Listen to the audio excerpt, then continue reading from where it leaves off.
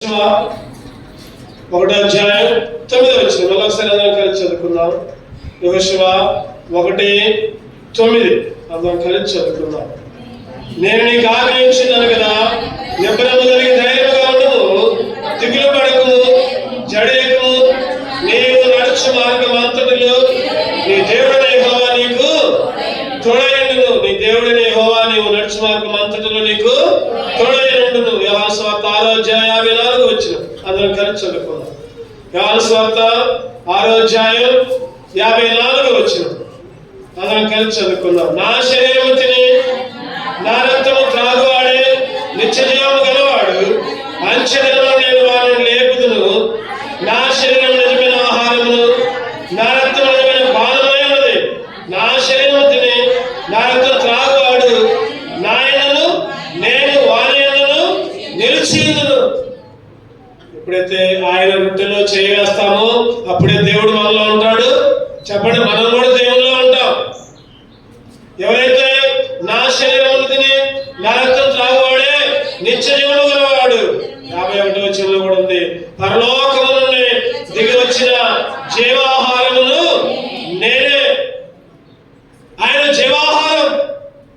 ఆయన శరీరం తిని ఆయన రక్తం తాగితేనే నిత్య జీవం ఉంది. అంచెదినమున లేపుతాడు. ఆయన శరీరమే నిజమైన ఆహారం, ఆయన రక్తమే నిజమైన. నా శరీరం తిని నా రక్తం త్రాగువాడే నా యందును, నేను వారి యందును. దేవుడు మనలో ఉండాలంటే, మనం కూడా దేవుల్లో ఉండాలంటే, నిత్య జీవనంలో మనం లేపబడాలంటే ఆయన రక్తంలో చేయవేయాలి, ఆయన శరీరంలో చేయవేయాలి. అందుకనే మనం చదువుకున్న భాగం చూస్తే, నీవు నడుచు మార్గం అంతటిలో నీ దేవుడైన యెహోవా నీకు తోడై. ఎవరికి తోడుగా ఉంటాడు? ఏమి చేస్తే తోడుగా ఉంటాడు? ఎవరికి తోడుగా ఉంటాడు? ఏం చేస్తే తోడుగా ఉంటాడు? తోడుగా ఉంటే వచ్చే ఆశీర్వాదాలు ఏంటి? క్లుప్తంగా ఒక 5 విషయాలు మనం ధ్యానం చేద్దాం. తోడుగా ఉంటే వచ్చే ఆశీర్వాదాలు ఏంటి? అసలు ఎవరికి తోడుగా ఉంటాడు? మరి ఏం చేస్తే తోడుగా ఉంటాడు? 3 ఉన్నాయి, గుర్తుపెట్టుకోండి. ఒకటోది ఎవరికి తోడుగా ఉంటాడు, రెండవది ఏం చేస్తే తోడుగా ఉంటాడు, మూడవది ఏ ఆశీర్వాదం వచ్చింది తోడుగా ఉంటాడు. మొదటిగా ఆదికాండం 39వ అధ్యాయం. ఆదికాండం 39 2వ వచనం చదవండి బిగ్గరగా. యెహోవా యోసేపునకు తోడైనది కనుక అతడు వర్ధిల్లుచు తన యజమానుడు ఐగుప్తీయుని ఇంట ఉండెను. యెహోవా అతనికి తోడైయుండెననియు అతడు చేసినదంతయు అతని చేతిలో యెహోవా సఫలము చేసిననియు అతని యజమానుడు చూచినప్పుడు. యెహోవా యోసేపుకు తోడుగా ఉన్నాడు. యెహోవా యోసేపుకు చెప్పండి ఏం చేశాడంట? తోడై ఉన్నాడు కనుక అతడు ఏం చేశాడంట? వర్ధిల్లుచు. ఎవరికి తోడుగా ఉన్నాడో తెలిసిపోయింది. ఎవరికి తోడుగా ఉన్నాడు? చెప్పండి, ఎవరికి తోడుగా ఉన్నాడు? యోసేపు. తోడుగా ఉంటే ఏ లాభం వచ్చింది? వర్ధిల్లాడు. తోడుగా ఉంటే ఏ లాభం వచ్చిందంటే వర్ధిల్లాడు. ఎవరికి తోడుగా ఉన్నాడంటే యోసేపు గారికి తోడుగా ఉన్నాడు. మరి తోడుగా ఉంటే ఏ లాభం వచ్చిందంటే వర్ధిల్లాడు. మరి ఎందుకు వర్ధిల్లాడు? మరి తోడుగా ఉంటే ఆ లాభం ఎందుకు వచ్చింది? కారణం ఎందుకంటే యోసేపు లోకం మీద దృష్టి లేదు, లోకాశల మీద దృష్టి లేదు, ఎవరిని నమ్ముకోవాలా, ఎవరి దగ్గరికి వెళ్ళాలా. చెప్పండి, ఐగుప్తులో వాళ్ళ పెదనాన్నుండా, వాళ్ళ నాన్నుండా. ఇక్కడంటే మనకి ఏదైనా కష్టం వచ్చింది అనుకోండి, మన ఇంట్లో చెబుతాం, లేదా మన బాబాయిలకు, మన తాతలకు, నాయనమ్మలకు, లేదా వరుసనయ్య వాళ్ళందరినీ పిలుచుకుంటాం, ఇంకా బంధువులు పిలుచుకుంటాం దూర ప్రాంతంలో ఉండి. మరి యోసేపు గారు అక్కడ ఒక్కడే పరవాసి, ఎవరు లేరు తోడుగా ఉండేవాళ్ళు, ఎవరు ఆయన తరపున మాట్లాడేవాళ్ళు లేరు. అటువంటి స్థితిలో యోసేపు దేవుణ్ణి విడిచిపెట్టలా. చెప్పండి, దేవుణ్ణి విడిచిపెట్ట. ఎందుకు యోసేపు వర్ధిల్లాడు అంటే పాపానికి దూరంగా ఉన్నాడు, దేవునికి దగ్గరగా ఉన్నాడు. పాపానికి దూరంగా ఉన్నాడు, దేవునికి దగ్గరగా ఉన్నాడు. పాపానికి దూరంగా ఉంటే సరిపోదు, దేవుడికి కూడా దగ్గరలో ఉండాలి. నేను పాపానికి దూరంగా ఉన్నా అంటే సరిపోదు, దేవునికి కూడా దగ్గరలో ఉండాలి. దేవునికి దగ్గరలో ఉండడం అంటే యేసుక్రీస్తు బొమ్మ పక్కన పెట్టుకుని నేను దగ్గరే ఉన్నా అంటే కుదరదు. అక్కడ కొంతమంది దేవుడి ఫోటోలు పెట్టుకుంటారు, లేకపోతే బైబిల్ పెట్టుకుంటారు, లేకపోతే ఇంకేదో పెట్టుకుంటారు. అది కాదు కావాల్సి.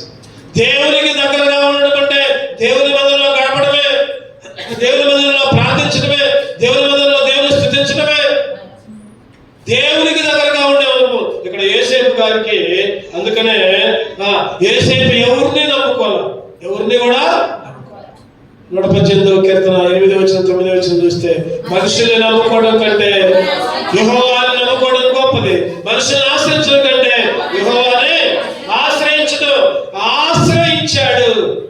యోసేపు గారు యెహోవాని అందుకే వర్తిల్లాడు. ఈరోజు మన జీవితాలు, మన కుటుంబాలు, మన పిల్లలు వర్తిల్లట్లేదు. కారణం ఏంటంటే దేవుడి మీద ఆశ్రయించేంతగా ఆశ్రయించలేకపోతున్నామేమో, దేవుణ్ణి ఆశ్రయించలేకపోతున్నామేమో. ఏదో కొన్నిసార్లు ఆశ్రయిస్తున్నాం, కొన్నిసార్లు ఇంకో దగ్గరకు పోతున్నాం. కొన్నిసార్లు దేవుడు కావాలంటున్నాం, కొన్నిసార్లు లోకం కావాలనుకుంటున్నాం, కొన్నిసార్లు దేవుడు కావాలనుకుంటున్నాం, కొన్నిసార్లు ఆశ్చర్యాలు కావాలనుకుంటున్నాం. అంటే పూర్తిగా దేవుణ్ణి ఆశ్రయించట్లేదు. అందుకనే వర్తిల్లట్లా మనం, అందుకనే మన కుటుంబాలు కానీ వర్తిల్లించట్లా. అందుకనే ఒక చక్కటి మాట చూద్దారండి. 2వ దినవృత్తాంతాలు 2వ దినవృత్తాంతాలు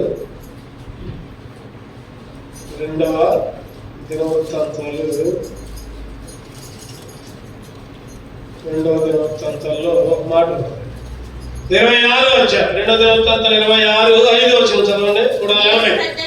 దేవుని ప్రత్యక్షత విషయమందు తెలివి కలిగిన జకర్యా దినములలో అతడు దేవుణ్ణి ఆశ్రయించెను. అతడు యెహోవాను ఆశ్రయించినంత కాలం దేవుడు అతన్ని వర్ధిల్ల చేసిండు. ఎంత గొప్ప సంగతి చూడండి. రాజైన ఉజ్జియా గురించి రాయబడింది ఇక్కడ. ఆ ఉజ్జియా అంట యెహోవాను ఆశ్రయించినంత కాలం వర్ధిల్లజేశాడు. అయ్యో, నేను యెహోవాను ఆశ్రయిస్తున్నాగా, నేను మధ్యలోనే గడుపుతున్నాగా, దేవుడు నన్నేంటి వర్ధిల్లించట్లా, నాకేంటి ఈ బాధలు, ఈ శ్రమలు? నేనంట ఆ బాధలోనే నేను దేవుడు వర్తిస్తున్నాడు అంటున్నా. ఆ బాధ లేకపోతే నువ్వు ఈ లోకంలో వర్తిల్లుతావు కానీ దేవుని విషయంలో దూరంగా ఉంటావు. ఆ బాధే వర్తిల్లే గుణం అని గుర్తుపెట్టుకోవాలి. ఆ సమస్య వర్తిల్లే గుణం అనుకోవాలి. యెహోవాను ఆశ్రయించినంత కాలం దేవుడు అతన్ని. ఈరోజు మన జీవితాల్లో లోకపరంగా కాదు వర్తిల్లేది. లోకపరంగా ఉద్యోగాలు, లోకపరంగా డబ్బులు, లోకపరంగా ఆస్తులు, అవి కాదు వర్తిల్లటం అంటే. ఆత్మీయంగా వర్తిల్లటం, దేవుని మందిరంలో గడపడం, ప్రార్థన చేయడం, బైబిల్ చదువుకోవడం, వాక్యం చదువుకోవడం, సహవాస కూడికలకు హాజరు కావడం, గృహ కూడికలకు హాజరు కావడం, ఇవన్నీ కూడా వర్తిల్లుతాయి. యెహోవాను ఆశ్రయించడం అంటే లోకం పరంగా.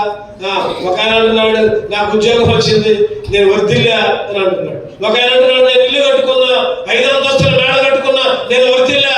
కుదరదు. అది కాదు. ఏదో ఒక రోజు ఆ ఇల్లు వదిలిపెట్టి పోవాల్సిందే, ఏదో ఒక రోజు ఆ ఉద్యోగం నుంచి వదిలిపెట్టి పోవాల్సిందే. నీ ఆస్తి, నీ అందం, నీ ఐశ్వర్యం ఏది కూడా నీది కాదు. ఇవన్నీ కూడా నువ్వు వర్తిల్లుతున్నా అని అనుకుంటే అది నీ భ్రమ. ఈరోజు చాలా మంది కూడా మేము వర్తిల్లుతున్నాం, మాకేది తక్కువ లేదు, నాకేం తక్కువ ఉంది అని అనుకుంటున్నారు చాలా మంది. చనిపోతే అవన్నీ కూడా నీ వెంట రావు. వర్తిల్లడం అంటే దేవునిలో ఆత్మీయంగా అబద్ధాలు ఆడకుండా, దొంగతనం చేయకుండా, పాపం చేయకుండా. అక్కడ యోసేపు గారు అవసరమైతే వస్త్రాన్ని వదిలిపెట్టి పారిపోయాడు. పాపానికి అప్పచెప్పుకోలే, తన శరీరాన్ని పాపానికి ఏమాత్రం కూడా అప్పచెప్పలే. అందుకనే చూద్దామండి. 1 యోహాను 1:2 వచనం. 1 యోహాను పత్రిక 1వ అధ్యాయం 1 యోహాను 3వ యోహాను చూద్దారండి. 3వ యోహాను రాసిన పత్రిక 1వ అధ్యాయం 2వ వచనం. ప్రియుడా, నీ ఆత్మ వర్ధిల్లుచున్న ప్రకారం నీవు అన్ని విషయంలో వర్ధిల్లుచు సౌఖ్యముగా ఉండవాలని. ఏ వర్ధిల్లటం అంట? ఆత్మ వర్ధిల్లుచున్న ప్రకారం నీవు అన్ని విషయంలో వర్ధిల్లచ్చు. నీ ఆత్మ వర్ధిల్లితే నువ్వు మిగిలిన విషయాల్లో కూడా వర్ధిల్లుతావు. గుర్తుపెట్టుకో. నీ ఆత్మ వర్ధిల్లకపోతే మిగిలిన విషయాల్లో కూడా వర్ధిల్లవు. నీ ఆత్మ, చక్కటి మాట రాయబడింది, ప్రియుడా నీ ఆత్మ వర్తిల్చున్న ప్రకారం నీవు అన్ని విషయాల్లో వర్తిల్లుచు, నీవు అన్ని విషయాల్లో వర్తిల్లుచు. నేను 2 నెలలు దేవుణ్ణి ఆశ్రయించా, లేకపోతే 1 నెల దేవుని దగ్గరకు వచ్చా, లేకపోతే 30 రోజులు వచ్చా, 40 రోజులు వచ్చా. ఇక రానంటుంది కాలం. ఏ కాలం చెప్పండి? శ్రమల కాలం. శ్రమల కాలం అంటే 40 రోజులు ఉపవాసాలు ఉండే వాళ్ళు ఉన్నారు, 40 రోజులు డ్రెస్సులు వేసుకునే వాళ్ళు ఉన్నారు, 40 రోజులు చెప్పులు లేకుండా తిరిగే వాళ్ళు ఉన్నారు. మంచిదే, కాదంలా, అవన్నీ చేస్తే మంచిదే.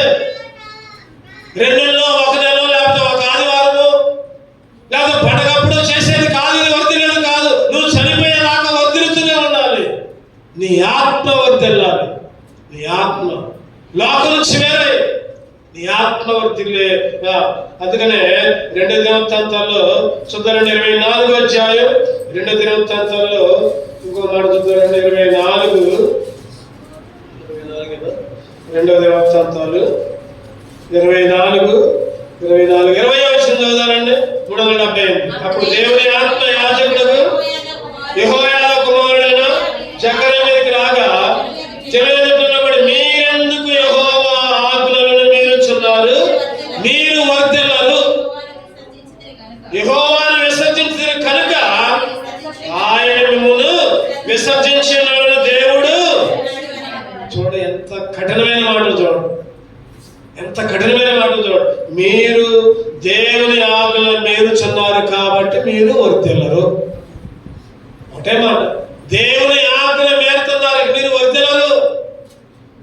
మీరు యెహోవాను విసర్జించారు కాబట్టి దేవుడు కూడా మిమ్మల్ని ఇన్ని ఆదివారాలు విసర్జిస్తున్నాం,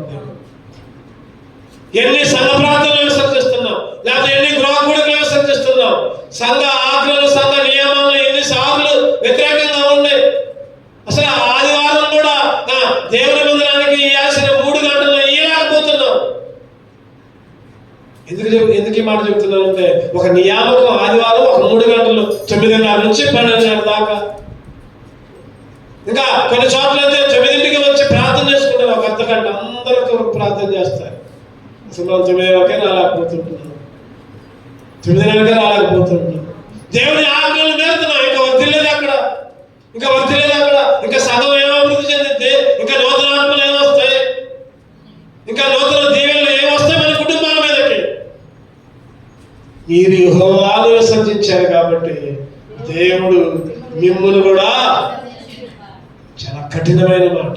ఈరోజు నా విషయంలో, నీ విషయంలో, ఎవరి విషయంలో దేవుణ్ణి విసర్జిస్తే దేవుడు మొఖమాట లేకుండా విసర్జిస్తాడు. ఏ మాత్రం కూడా వర్తిల్లించడు. వర్తిల్లే భాగ్యం నీకు నాకు ఉండదు. ఈరోజు యోసేపు లాగా వర్తిల్లాలంటే, యోసేపు లాగా దేవుడు మనకు తోడుగా ఉండాలంటే, వర్తిల్లాలంటే చెప్పండి, దేవుణ్ణి ఆశ్రయించాలి. అందుకనే ఇర్మియా 10వ అధ్యాయం 21లో ఒక చక్కని మాట రాయబడుతుంది. ఇర్మియా 10:21 కాపరులు పశుప్రాయులై యెహోవా యందు విచారణ చేయు కనుక వారే వర్ధిల్లుతున్నారు, వారి మందలనియు. ఈ వాక్యం నాకు చదువుతుంటే నాకేం బాధ అనిపించింది. అరే, కాపరే పశుప్రాయులై యెహోవా యందు విచారణ చేయట్లేదే, నేనేమన్నా విచారణ చేయట్లేదా సరిగా? నేనేమన్నా కాపరిగా ఉండలేకపోతున్నానా? అందుకనే మంద ఇది మీ గురించి కాదు, నా గురించి నేనే చెప్పుకుంటాను. నేనే సరిగా ఉండట్లేదా? నేనే సరిగా దేవుని దగ్గర విచారణ చేయట్లేదా? దేవుని దగ్గర మొదలుపెట్టట్లేదా? అందుకనే మంద చెదిరిపోతుంది. అందుకనే లేటుగా వస్తున్నారా? అందుకనే గృహకూడికలకు రావట్లేదా? అందుకనే సంఘ ప్రాంతాలకు రావట్లేదా? నాకు కూడా బాధ అవుతుంది. నాకు కూడా, అయ్యా ప్రభు, నేను విచారించినంతసేపు విచారించలేకపోతున్నానేమో, నన్ను క్షమించయ్యా. రాత్రి నాకు ఈ వాక్యం రాత్రి నేను చూశాను. రాత్రి చూసేసరికి రాత్రి కనపడదు నాకు. వాక్యాలు ధ్యానించినప్పుడు రాత్రి ప్రార్థన తర్వాత ఇంటికి వచ్చినప్పుడు 11:30 టైంలో వాక్యాలు ధ్యానించుకుంటే కాపరులు అంటే నేనైనా సరిగ్గా విచారం చేయండి. అందుకనైనా లేటుకు వస్తున్నారు జనం, అందుకనైనా సంఘ ప్రార్థనలకు రావట్లా, అందుకనైనా గృహకూడికలకు రావట్లా. ప్రభా, తప్పు నాదేనని ఆశ్రయించినంత కాలం దేవుణ్ణి దేవుడు ఖచ్చితంగా వర్ధిల్లింపజేస్తాడు. సంఘముగా అందరం కూడా దేవుణ్ణి ఆశ్రయించి చూడండి, ఖచ్చితంగా దేవుడి సంఘాన్ని విస్తరింపజేస్తాడు. ఖచ్చితంగా దేవుడు సంఘపక్షాలు ఎన్నో కార్యాలు, నూతన కార్యాలు చేస్తూ ఉంటాడు. ఎంతసేపు ఇద్దరు ముగ్గురు ప్రార్థన చేసి దేవా ఇచ్చేయ మాకు తోడుగా ఉన్నాయంటే దేవుడు ఏమాత్రం కూడా ఒప్పుకోడు. ఇగో మీలో ఉన్నారు, మీరు మంచిగానే ఉన్నారు. అయ్యా యెహోషువ నువ్వు మంచిగానే యుద్ధం చేశావు. అయ్యా యెహోషువ మీరందరూ మంచిగానే ఉన్నారు, కానీ మీలో ఒక దుర్మార్గుడు ఉన్నాడు, మీలో ఒక దుష్టుడు ఉన్నాడు. వాడు అక్కడ పోయి దొంగతనం చేసుకుని వచ్చాడు. అందుకనే వాడు చేయబట్టే మీరు హాయి మీద ఓడిపోయారు. చెప్పండి, యెహోషువ తప్పే ఉంది అక్కడ. వాళ్ళలో ఒకడున్నాడు, వాడు ఆశించినదే ఆశించాడు. ఈరోజు సంఘముగా ఎందుకు ఈ మాట చెబుతున్నానంటే అందరం కలిసి దేవుని దగ్గర విచారణ చేయాలి. సంఘ పక్షాన మేలప్పుడే జరుగుతుంది, సంఘం అప్పుడే వర్ధిల్లింది.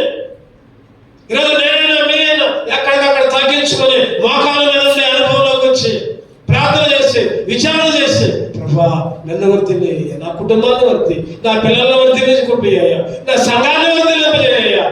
ఎప్పుడైతే దేవుణ్ణి ఆశ్రయిస్తావో దేవుడు ఖచ్చితంగా వర్తిల్లింపజేస్తాడు. లేకపోతే మీరు వర్తిల్లరు. మీరు విసర్జించారు కాబట్టి దేవుడు కూడా మిమ్మల్ని విసర్జించారు. ఆ అనుభవంలోకి వస్తాం. చూద్దానండి. ఇంకోటి ద్వితీయోపదేశకాండం మొదటి విషయం అర్థమైంది. ఎవరు చెప్పండి? యోసేపు. ఏ తోడుగా ఉండే లాభం వచ్చింది? వర్ధిల్లిండు. ఎందుకు వర్ధిల్లింపజేశాడంటే పాపాన్ని వదిలిపెట్టాడు, దేవుణ్ణి ఆశ్రయించాడు, దేవుని దగ్గరకు వచ్చాడు. రెండవదిగా చూద్దామండి. ద్వితీయోపదేశకాండం 2వ అధ్యాయం 7వ వచనం. ద్వితీయోపదేశకాండం 2వ అధ్యాయం 7వ వచనం. నీ చేతుల పనులన్నిటిలోనూ నీ దేవుడైన యెహోవా నిన్ను ఆశీర్వదించును. నీ గొప్ప అరణ్యములో నీవు ఈ 40 సంవత్సరములు సంచరించిన సంగతి ఆయన ఎరుగును.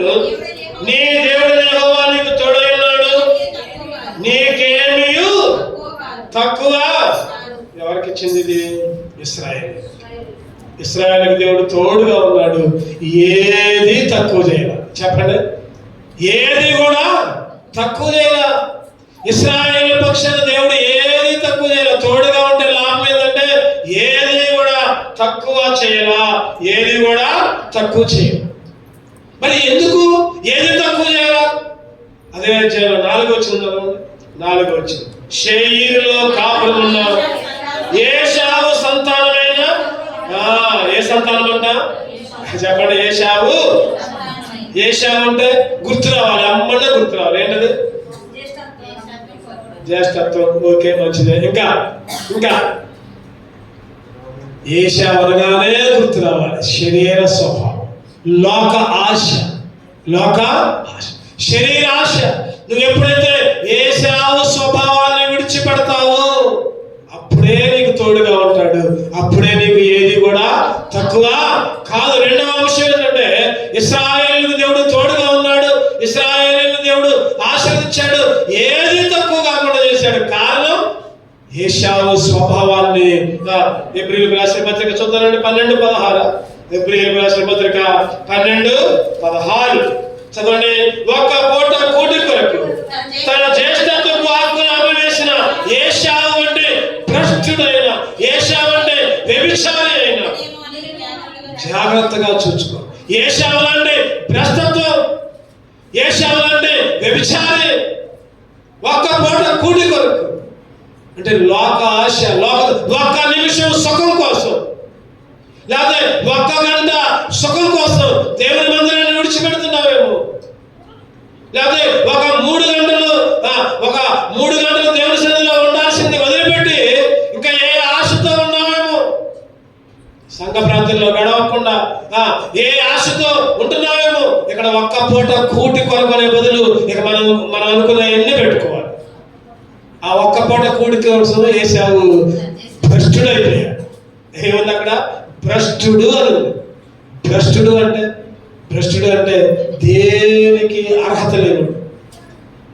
అసలు నువ్వు ఉండటమే వేస్ట్ అంటారు ఒక్కోసారి. అరే నువ్వు బతకడం వేస్ట్ అంటారు. లోక ఆశ, లోక తలంపు, శరీర స్వభావం. ఏ స్వభావం అంటే ద్వితీయోపదేశకాండం 2వ అధ్యాయంలో ఇంకో మాట చెప్తారండి. అదే ద్వితీయోపదేశకాండం 2వ అధ్యాయం 2వ వచనం చదవండి. అప్పుడు యెహోవా నాకు ఇలాగ సెలవిచ్చెను, మీరు ఈ మందెము చుట్టూ తిరిగిన కాలము చాలు, ఉత్తర దిక్కు తిరగండి. చాలు చాలు, మీరు ఈ మందెము చుట్టూ తిరిగిన కాలం చాలు. ఈ అబద్ధాలు ఆడింది చాలు, ఇక ఆఫ్ చేయండి. ఈ దొంగతనాలు చేసింది చాలా ఆఫ్ చేయండి. ఇగో దేవుడికి దూరంగా ఉన్నారు చాలు, ఇప్పుడు దాకా చాలు. ఎక్కడి నుంచి అటు చేయమాకండి. ఆ మందెం చుట్టూ తిరగద్దు. దేవుడి దగ్గరికి రా. దేవుడు తోడుగా ఉంటాడు, ఏది కూడా తక్కువ. మనం అటు చుట్టూ తిరుగుతున్నాం, వాడి చుట్టూ తిరుగుతున్నాం, పొలాల చుట్టూ తిరుగుతున్నాం, గంటల చుట్టూ తిరుగుతున్నాం, ఫంక్షన్ల చుట్టూ తిరుగుతున్నాం, లేకపోతే ఉద్యోగాల చుట్టూ తిరుగుతున్నాం, లేకపోతే ఇంకా లోకంలో ప్రేమించుకునే ఇంటి చుట్టూ తిరుగుతున్నాం. ఇంటి ఆశతో ఇంట్లో పనులు కావాలి. ఒక్కోసారి ఇంట్లో పనులు కాలేదని మందిరానికి రాను చాలా మంది ఉంటున్నారు. చాలగా ఇక ఈ మండలం చుట్టూ తిరిగింది చాలయ్యా, ఇక ఆ దిక్కులో వద్దు, ఈ దిక్కుకు రండి. ఏ దిక్కు అంటే అదే పై దిక్కు, దేవుడి దిక్కుకు రండి. ఏది తక్కువ కాదు, ఏది కూడా ఆయన తోడుగా ఉండి. గలతీయులకు రాసిన పత్రిక 5:24 చదవండి. గలతీ 5:24. ఇట్టి వారికి విరోధమైనది లేదు, క్రీస్తు యేసు సంబంధులు శరీరమును దాని ఇచ్చలతోను దురాశలతోను సిలువ వేయాలి. నీ పాత స్వభావాన్ని సిలువే, నీ దుర్మార్గ స్వభావాన్ని, దుష్ట స్వభావాన్ని, వ్యతిరేక స్వభావాన్ని, దేవుని మందిరానికి దూరంగా ఉండే స్వభావాన్ని ఏం చేయాలంట? ఎవరంట వాళ్ళు? క్రీస్తు యేసు సంబంధం అయితే నువ్వు అటు చేస్తావు. సైతాను సంబంధం అయితే చెప్పండి, సైతాను సంబంధం అయితే ఇక వాటిని పట్టుకొని ఆడపడతావు. ఇగో అటు చేశారు, అట్టన్నారు, ఇట్టన్నారు, ఇగో పలానా దగ్గర అటు జరిగింది, ఎటు జరిగింది. శరీర సంబంధం అయితే అన్ని పట్టుకుంటారు, వాటి మీద ఆధారపడతావు. క్రీస్తు యేసు సంబంధులైతే శరీరాన్ని దాని ఇచ్చలతోనూ దురాశలతోనూ గుచ్చుకోవట్లేదా ఈ మాటలు? ఈరోజు నీకు నాకు, మీకే కాదు నాకు కూడా ఇవ్వండి. ఈరోజు సిలువేయాలి శరీరాశల్ని, శరీర స్వభావాన్ని, దురాశల్ని. ఏ దురాశతో దేవునికి దూరంగా ఉంటున్నాం? రెండవదిగా ఇశ్రాయేలుకు దేవుడు తోడుగా ఉన్నాడు, ఏది తక్కువ చేయలేదు. కారణం ఏంటంటే శరీర స్వభావాన్ని, ఏశావు స్వభావాన్ని విడిచిపెట్టారు. ఆ విడిచిపెట్టిన కాసేపే తక్కువగా, మళ్ళీ తగిలించుకున్నారు, మళ్ళీ అన్నీ తక్కువే రాలిపోయారు బైబిల్లో. సరే, మూడో చూద్దానండి. మూడో విషయం ఆదికాండం 26 అధ్యాయం. ఆదికాండం 26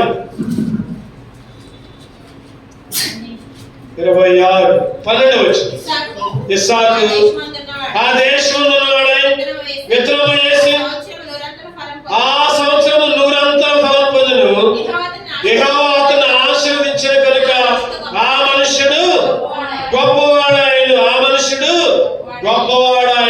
1వ వచనం పడుతుంటానండి. అబ్రహాము దినములలో వచ్చిన మొదటి కరువు గాక మరి ఒక్కరు ఆ దేశంలో వచ్చిన. అప్పుడు ఇస్సాకు గెరారులో ఉన్న ఫిలిష్తీయుల రాజును అబీమెలెకు వద్దకు వెళ్ళెను. అక్కడ యెహోవా అతనికి ప్రత్యక్షమై, నీవు ఐగుప్తులోనికి వెళ్ళక నేను నీతో చెప్పు దేశంలో నివసించుము, ఈ దేశమందు పరవాసమై ఉండుము, నేను నీకు తోడైండి నిన్ను నూరంతల ఫలం. ఏది పట్టుకుంటే అది జయం, దేని మీద చేస్తే అది దీవెన. ఒకసారి మనం అడుగు పెడితే కరెంటు పోతుంది, ఒకసారి మనం అడుగు పెడితే నష్టం వచ్చింది, ఒకసారి మనం ఏదైనా చేస్తే అది కలిసి రాదు. కారణం ఏంటంటే నూరంతల ఫలం పొందుకోవటం కారణం ఏంటంటే ఐగుప్తులో పరవాసిగా ఉండు అని దేవుడు అంటుంటే, ఈరోజు మనం ఏం చేస్తున్నాం అంటే ఐగుప్తులతో కలిసి అన్ని పనులు చేస్తున్నాం. అక్కడ దేవుడు నువ్వు ఐగుప్తుని విడిచిపెట్టు, ఇక ఐగుప్తు జోలికి బాబాకు ఏమన్నాడు అక్కడ? చదవండి మళ్ళీ ఒకసారి. యెహోవా అతనికి ప్రత్యక్షమై, నీవు ఐగుప్తులోనికి వెళ్ళక. ఎక్కడికి వెళ్ళొద్దంట? ఐగుప్తు అంటే ఐగుప్తు అంటే లోకం, ఐగుప్తు అంటే అన్య సంతానం, ఐగుప్తు అంటే దేవునికి విరోధమైన ప్రజలు. మనమేమో నాకు ఐగుప్తు కావాలి, నాకు దేవుడు కావాలి, నాకు ఐగుప్తు కావాలి, నాకు దేవుడు కావాలి. మన మాటలు మన ఆలోచనలు అట్లా ఉంటాయి. ఐగుప్తును విడిచిపెడితే దేవుడు నీకు నూరంతా ఫలాన్ని ఇస్తాడు, గుర్తుపెట్టు. ఐగుప్తును విడిచిపెడితే దేవుడు నీకు తోడుగా ఉంటాడు, గుర్తుపెట్టుకో. చెప్పండి. మొదటగా ఒకటోది యోసేపు వర్ధిల్లాడు. ఎందుకనంటే దేవుణ్ణి ఆశ్రయించాడు. దేవుణ్ణి ఆశ్రయించకపోతే నువ్వు కూడా వర్ధిల్లావు, దేవుడు నీకు తోడుగా ఉన్నాడు. రెండవదిగా ఇశ్రాయేలీయులు దేవుడు తోడుగా ఉన్నాడు, ఏది తక్కువ చేయడు. కారణం ఏంటంటే శరీర స్వభావాన్ని విడిచిపెట్టాడు. ఈరోజు మూడవదిగా చెప్పాలి, ఎవరు? ఇస్సాకు తోడుగా ఉన్నాడు, నూరంతా ఫలం ఇచ్చాడు. కారణం ఐగుప్తుని విడిచిపెట్టాడు. ఐగుప్తులోనే ఉన్నాడు కానీ పరవాసిగా.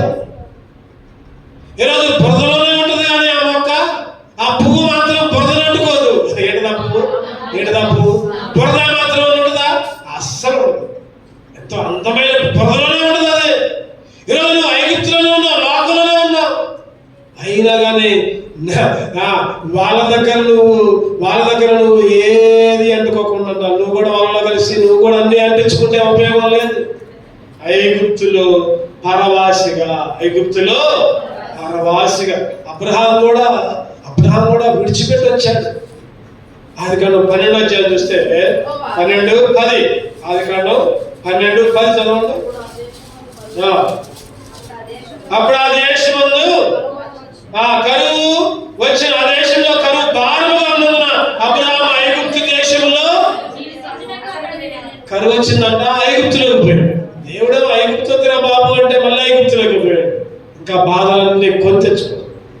ఆడికి బాబట్టే దాసైన శాల వచ్చింది, ఆగలు వచ్చింది. ఆడికి బాబట్టే అన్ని నష్టం వచ్చినాయి. ఐగుప్తులోకి బాబట్టే అబ్రహాము సంతానం 2 ముక్కలు అయిపోయింది. ఇప్పటికి కూడా ప్రపంచం అంతా 2 భాగాలుగా ఉంది అబ్రహాము సంతానం. కారణం ఏంటంటే ఐగుప్తులోకి వద్దు అంటే వెళ్ళాడు. ఇస్సాకు అయితే ఐగుప్తులోకి పరవాసిగా ఉన్నాడు, నూరంతలా. అందుకనే ఇంకో మాట చూద్దామండి. ఇంకో మాట పరిశుద్ధ గ్రంథం నుంచి యాకోబు 4వ అధ్యాయం, యాకోబు 4వ అధ్యాయం 8వ వచనం. దేవుని యొద్దకు రండి, అప్పుడు ఆయన మీ యొద్దకు వచ్చి, దేవుని యొద్దకు రండి, అప్పుడు ఆయన దేవుడి దగ్గరికి రండి, అప్పుడే దేవుడు మీ దగ్గరికి వస్తాడు. నువ్వు దేవుడి దగ్గరికి రావాలి, ఇంకా దేవుడు నీ దగ్గరికి వస్తాడు. ఏదైనా సరి చేసుకోవాలి. ఇప్పుడు నీ దగ్గరకు వచ్చే భాగ్యం. అబ్రహాం అయితే విడిచిపెట్టి వెళ్ళాడు, ఐగుప్తులోకి వెళ్ళాడు, ఎన్నో నష్టాలు పొందాడు.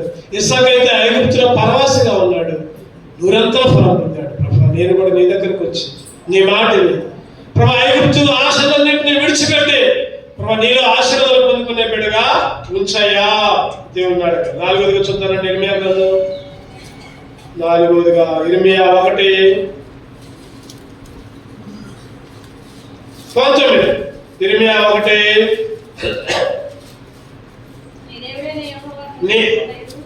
1:19. వారు నీతో యుద్ధము చేతులు కానీ నిన్ను విడిపించినప్పుడు నేను నీకు తోడైనందున వారు నీ పైన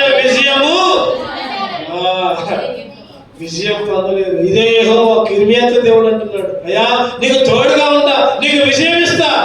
ఏం చేస్తున్నాడు దేవుడు? విజయాన్ని ఇస్తాడు, గెలిపిస్తాడు. కారణం ఏంటంటే దేవుణ్ణి వదిలిపెట్టద్దు. దేవుణ్ణి వదిలిపెట్టద్దు. 2 దినవృత్తాంతాలు 13వ అధ్యాయం, 2 దినవృత్తాంతాలు 2వ దినవృత్తాంతాలు 13వ అధ్యాయం, 2వ దినవృత్తాంతాలు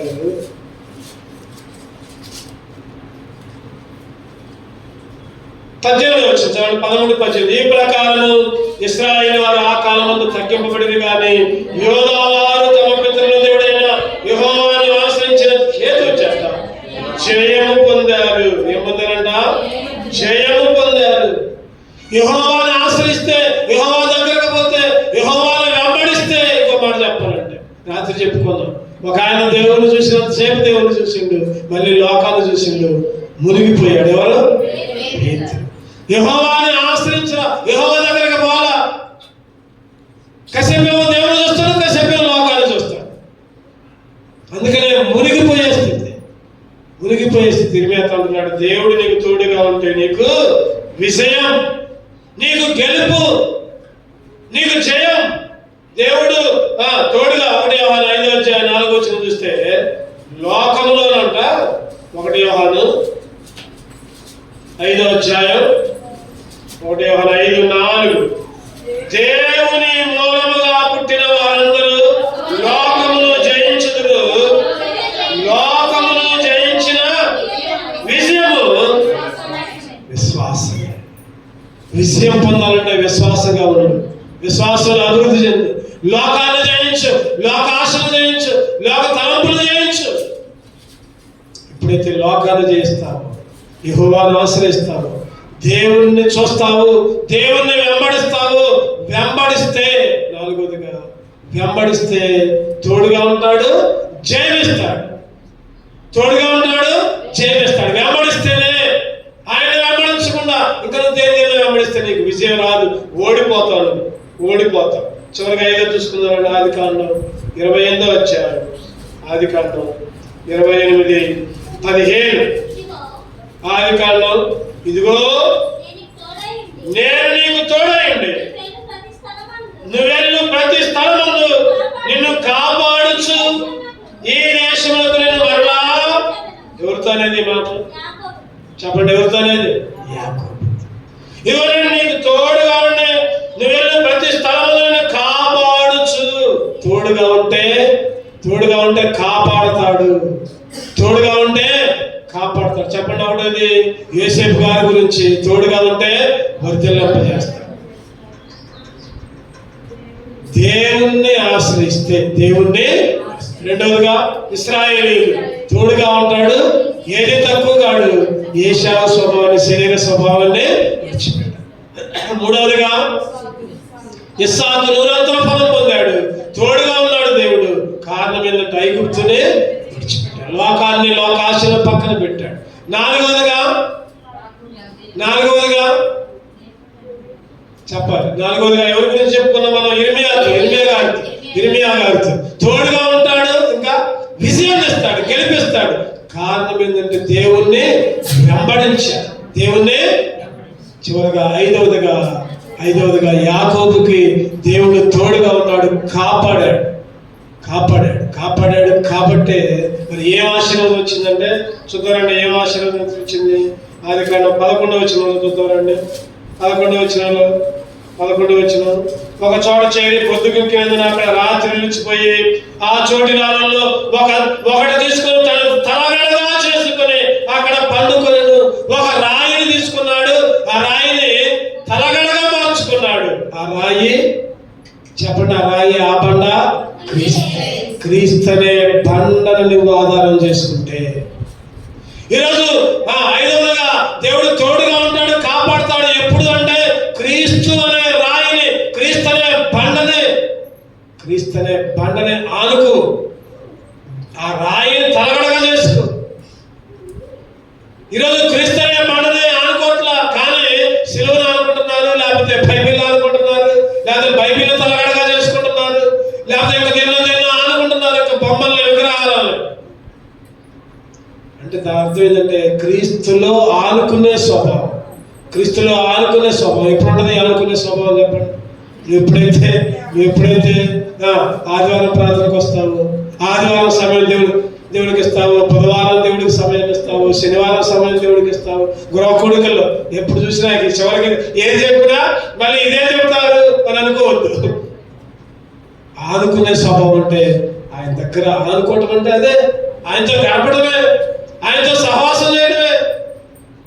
నేను నీకు తోడుగా ఉండి వెళ్ళే ప్రతి స్థలములో. అది దేవుడు యాకోబుతో నిజంగా చెప్పిండా? చెప్పాలి. బైబిల్ చూడకుండా చెప్పాలి. నిజంగా చెప్పిండా? కళ వచ్చిందా? కళలో చెప్పిండు దేవుడు. నిజంగా చెప్పడం కాదు, కళలో చెప్పాడు. ఎందుకు కళ వచ్చింది? యేసుని అనుకున్నాడు కాబట్టి కళ వచ్చింది. నువ్వు సైతాన్ని అనుకుంటే సైతాన్ని కళ్ళ అవుతాయి. నాకు దయ్యం వచ్చింది, నాకు పేక తిన్నట్టు వచ్చింది, నా మీద కూర్చున్నట్టు వచ్చింది, నా మెడ మీద కూర్చున్నట్టు వచ్చింది, నా గొంతు పిసికినట్టు వచ్చింది. కొంతమందికి వస్తాయి కళ్ళు ఇవి కూడా. ఎందుకంటే నువ్వు దేవుని ఆనుకోవట్లేదు, అందుకని ఆ పేడ కళ్ళు వస్తున్నాయి. దేవుని ఆనుకోవట్లా, దేవుని ఆనుకునే స్వభావం రావట్లేదు నీకు. నువ్వు దేవుని ఆనుకుంటే దేవుడే కనపడతాడు నీకు. దేవుని దూతలే కనపడతారు, మందమే కనపడుతుంది, వాక్యం కనపడుతుంది, దేవుని సేవకులే కనపడతారు నీకు. దేవుల్ని తలగడగా చేసుకో.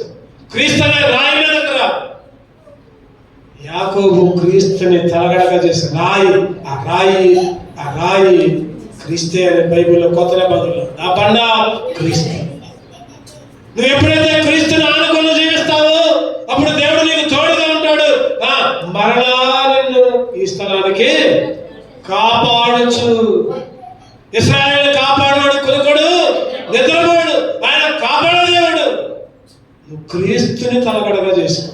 యేసు క్రీస్తుని వెంబడించు, యేసు క్రీస్తుని వెంబడించు. 34 కీర్తన 7వ వచనం చూస్తే చదవండి. 34 యెహోవాను భయభక్తులు గల వారి చుట్టూ ఆయన దూత కాపలా ఉన్నది. యాకోబు కదే చేసింది. ఇక్కడ ఆయన దూత అంట నిచ్చినేసిందంట. చదవండి, ఆ మాట కూడా చదవండి, అక్కడనే ఉండదు. అప్పుడు అతను ఒక కలగలేను, అందులో ఒక నిచ్చెన భూమి మీద నిలబడినను, దానికి ఉన్న ఆకాశం ఉండెను, దాని మీద దేవుని దూతలు ఎక్కుచు దిగుచు. ఎంత గొప్ప కళ చూడండి, ఎంత గొప్ప కళ. దేవుని దూతలు ఒక నిచ్చెనేశారంట. ఏమేశారు చెప్పండి? నిచ్చెన. ఎక్కడికి? భూమి మీద నుంచి ఆకాశం. దూతలు ఎక్కుతున్నారంట, దిగుతున్నారంట, ఎక్కుతున్నారంట, దిగుతున్నారంట. దేవుడే కనబడి ఇగో నీకు తోడుగా ఉన్నాడు, కాపాడా. క్రీస్తుని ఆనుకుంటే దూతలు వస్తారు. పరలోకంలోకి పోయే అనుభవం వచ్చింది. లోక అనుభవం ఉండదు, లోక తలపులలో ఐగుప్తు ఆశలు ఉండవు, దుష్ట కళలు రావు, దుష్ట సైతాన కళలు అస్సలు రావు. క్రీస్తుని ఆనుకోవట్లేదు కాబట్టి రకరకాల సైతాలు నిన్ను పట్టి పీడిస్తూ ఉంటున్నాయి. నీ కాళ్ళను పట్టుకుంటున్నాయి, నీ చేతులు పట్టుకుంటున్నాయి, నీ గొంతు పట్టుకుంటుంది, నీ తలకాయ పట్టుకుంటుంది, నీ చుట్టు పట్టుకొని తిరుగు అన్నది సైతాన్. ఇగో నేను తిప్పుతున్నా, తిరుగు. క్రీస్తుని ఆనుకునే స్వభావం లేకపోతే, క్రీస్తులో నువ్వు ఆనుకోకపోతే, ఎప్పుడైతే ఆ బండని ఆ రాయిని తలగడగా చేసుకున్నాడో చక్కటి కళ, నిచ్చెన, దూతలు, దేవుడు, వాగ్దానం, కాపాడటం, తోడుగా ఉంటుంది. ఈరోజు నీ జీవితంలో నా జీవితంలో కూడా అటువంటి అనుభవంలోకి రావాలంటే, అటువంటి కాపాడే దేవుడి చేతిలో ఉండాలంటే, ఆ కాపాడే దేవుడు తోడుగా ఉండాలంటే రాయిని అనుకో. ఆ బండ క్రీస్తునే బండని ఆనుకొని జీవించు. ఆయనేమో ఆనుకుందాం చూస్తుంటే నువ్వేమో దూరంగా జరుగుతావు. ఆయన ఇంకా దగ్గరకు వస్తే నువ్వేమో ఇంకా దూరంగా పోతావు. సైతానికి దగ్గర అవుతున్నావు, లోకానికి దగ్గర అవుతున్నావు, లోక ఆశలకి దగ్గర అవుతున్నావు, ముచ్చట్లకు దగ్గర అవుతున్నావు. ఆయనేమో నీతో ఆనుకుందామని చూస్తున్నాడు. 5 చూసాము. దేవుడు తోడుగా ఉంటే, చెప్పండి, దేవుడు తోడుగా ఉంటే వచ్చే ఆశీర్వాదాలు ఏంటి? 2 కళ్ళు మూసుకుందాం. ఒక్క నిమిషం కళ్ళు మూసుకుందాం. మోకాళ్ళ మీదకి వద్దాం. ఒక్క నిమిషం దేవుణ్ణి అడుగుదాం. ప్రభా, నువ్వు తోడుగా ఉంటే. యోసేపు గారు అయితే వర్ధిల్లారు ఆయన. ప్రభా, యోసేపు గారు నిన్ను ఆశ్రయించారు. ప్రభా, నేనైతే కొన్నిసార్లు ఆశ్రయిస్తున్నా, కొన్నిసార్లు దూరంగా ఉంటున్నా, అందుకే నేను వర్ధిల్లట్లేదు నాయన. ప్రభా, మీరు యెహోవాను ఆశ్రయించినంత కాలం వర్ధిల్లరు అనే మాట నాకు వినిపించారు. దేవుని విసర్జిస్తే దేవుడు కూడా నిన్ను విసర్జిస్తాడని సెలవిచ్చారు. ప్రభా, నిన్ను ఆశ్రయించే భాగ్యాన్ని ప్రభా నువ్వు తోడుగా ఉంటే, ప్రభా ఏది తక్కువ కాదు, ఏది తక్కువ కాదు. శరీర స్వభావాన్ని విడిచిపెట్టలేను, ఏషాల స్వభావాన్ని విడిచిపెట్టలేను. ప్రభా, నేను పూర్తిగా వదిలిపెట్టట్లా, క్షమించు. అడుగుదాం, అందరం కలిసి దేవుని అడుగుదాం. మౌనంగా ఉండే సమయం కాదు ఇది. అడుగుదాం. ప్రభా, నువ్వు తోడుగా ఉంటే నూరంతర ఫలం, నూరంతర ఆశీర్వాదం. ఐగుప్తుని ఆశ్రయించినంత కాలం ఉండదు ప్రభా. నేను లోకాన్ని ఆశ్రయిస్తున్నా, క్షమించిన ఆయన ప్రభా. నీ దగ్గరకు వచ్చి నిన్ను వెంబడించే భాగ్యాన్ని, నిన్ను ఆనందం జీవించే భాగ్యాన్ని, ఐగుప్తు ఆశను వదిలిపెట్టే భాగ్యాన్ని, లోకాన్ని విడిచిపెట్టే భాగ్యాన్ని ప్రభా నువ్వు తోడుగా ఉంటే విజయం అన్నావు, గెలుపు అన్నావు. నేను ఈరోజు అన్నిటి మీద ఓడిపోతున్నాను. ఆయన ప్రార్థనకు రావాలని అనుకుంటున్నా కానీ రాలేకపోతున్నా, ఓడిపోతున్నా. సంఘ ప్రార్థనలో పాల్గొవాలని అనుకుంటున్నా కానీ పాల్గొలేకపోతున్నా ప్రభా. ఓడిపోతున్నాను ఆయన. కుటుంబ విషయాల్లో ఓడిపోతున్నా, పిల్లల విషయాల్లో ఓడిపోతున్నా, భర్త విషయంలో ఓడిపోతున్నా, భార్య విషయంలో ఓడిపోతున్నా ప్రభా. తోటి సంఘస్థుల విషయంలో ఓడిపోతున్నా. నాకు విజయాన్ని అడుగుదాం అందరం కలిసి. నాకు విషయం నిన్ను వెంబడించే కృప అయ్యా, నిన్ను వెంబడించట్లా, అందుకనే ఓడిపోతున్నా ప్రభా. యాకోబుకు తోడుగా ఉండే కాపాడావు నాయన. యాకోబులాగా నేను బండని రాయిని తలగడగా చేసుకోవాలా. ఆ బండ క్రీస్తునే బండ మీద ఆనుకునే కృప అయ్యా. చక్కటి కళ, ఆకాశానికి భూమికి నిచ్చెన దోతలు ఎక్కుచూ దిగుచూ ఉన్నారు. నీకు తోడుగా నేను కాపాడుతా, ఏది తక్కువ కాదు. మరలా నీ దేశానికి సురక్షితంగా నడిపిస్తా. పరమ కానానికి నడిపిస్తా అన్నావు, ఆ దేశానికి తీసుకెళ్తా అన్నావు ప్రభా. నిన్ను ఆనుకునే భాగ్యాన్ని నేనైతే ఆనుకోవట్లా, మందిరాన్ని ఆనుకోవట్లా, సంఘాన్ని ఆనుకోవట్లా. ఏకాకిలాగా నా ఇష్టం వచ్చింది నేను చేసుకుంటున్నా. క్షమించయ్యా. అడుగుదాం, పశ్చాత్తాపడదాం. దేన్నో అనుకుంటున్నాం, చదువులు అనుకుంటున్నాం, ఉద్యోగాలు అనుకుంటున్నాం, పనులు అనుకుంటున్నాం, సంపాదన అనుకుంటున్నాం. నిన్ను మాత్రం అనుకోవట్లా ప్రభా. నిన్ను తలగడగా చేసుకోలేకపోతున్నావు. ఆచారాల కోసం బైబిల్ పట్టుకుంటున్నావు, బైబిల్ తలగడగా పెట్టుకుంటున్నావు ప్రభా. సిలువను మోస్తున్నావు, సిలువను తలగడగా పెట్టుకుంటున్నావు కానీ సిలువలో ప్రభా అన్నింటి మీద ఓడిపోతున్నావు నాయన. క్రీస్తు యేసు సంబంధిగా ఉండట్లా. క్షమించు నాయన. ఈ 5 అంతల ఆశీర్వాదాలు నాకు కూడా ఈయన, ఈ 5 రకాలుగా జీవించే భాగ్యాలు నాకు కూడా ఈయన, నాకు కూడా తోడుగా ఉంది. ఎవరైతే హృదయపూర్వకంగా దేవుణ్ణి అడిగారో దేవుడు వారి పక్షాన నూతన కార్యాలు జరిగించును గాక. ఆమేన్. 2 కళ్ళు మూసుకుందాం. ప్రార్థనలో ఒక్క నిమిషం మనమే సరి చేసుకుందాం.